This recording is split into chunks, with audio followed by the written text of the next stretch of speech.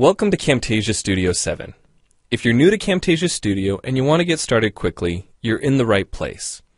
We encourage you to watch this 5-minute video to learn the basics of using the editor, including how to navigate the timeline, make some basic edits, and add special effects. The preview window is where you see the video during playback. The playback controls are located under the preview window. In fact, the video you're watching in the preview window is a sample project playing directly from the timeline you see below. After you watch this video, we hope you take some time to practice what you've learned using the content on the timeline. So let's start with the timeline. This is where you assemble and edit your videos. At the top of the timeline, tick marks represent time in terms of minutes and seconds. When building a video, you'll work in a horizontal manner, beginning from the left and moving sequentially through time towards the right. To make precise cuts and selection, use the zoom slider to magnify the view of the timeline. And when adding elements to your video, such as a call-out or audio clips, these are placed on different tracks. Tracks are created automatically, when you need them, when elements are added to the timeline. So depending on your video, you may be working with several tracks at one time. To change the position of an element on the timeline, just drag it.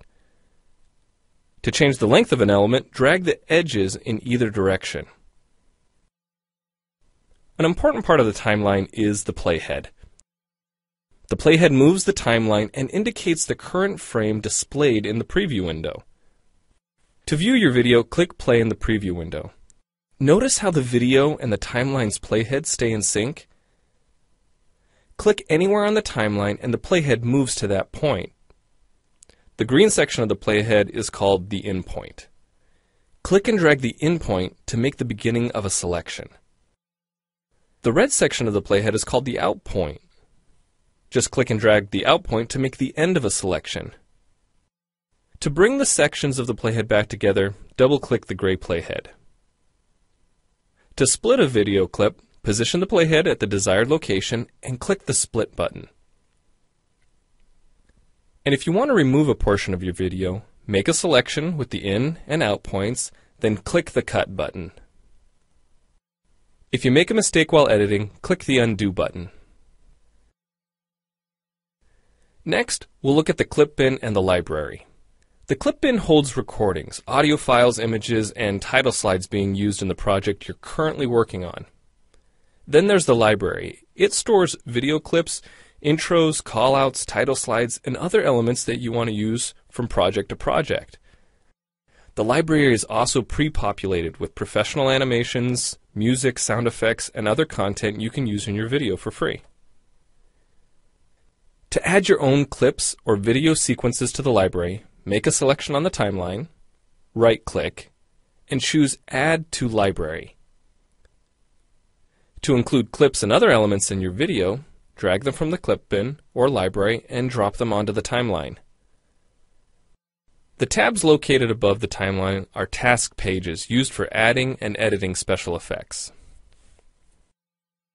You can add callouts to emphasize a key point. You can insert a transition between clips for a professional look. Apply zoom and pan effects to focus on important details. And draw attention to the cursor by changing the color, size, and more. If you double-click an element on a track, the playhead moves to the beginning of that element, and its task page opens, allowing you to make edits to that element. So we've shown you a few ways you can navigate and edit your video, but how do you get content into your video? Well, to make a new screen recording, click the Record Screen button. If you already have an audio or video recording to use, click the Import Media button. When you've made edits and added effects to your video and you're ready to share it, you need to produce the project to create a shareable video. Click the Produce and Share button, step through the wizard, and Camtasia Studio creates a viewer-friendly, shareable MP4 file ready to upload to screencast.com, your blog, or a website.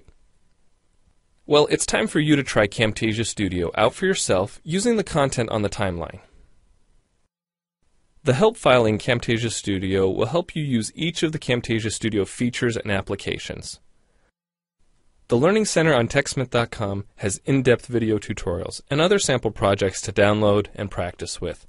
So we hope you enjoy Camtasia Studio. And happy screencasting!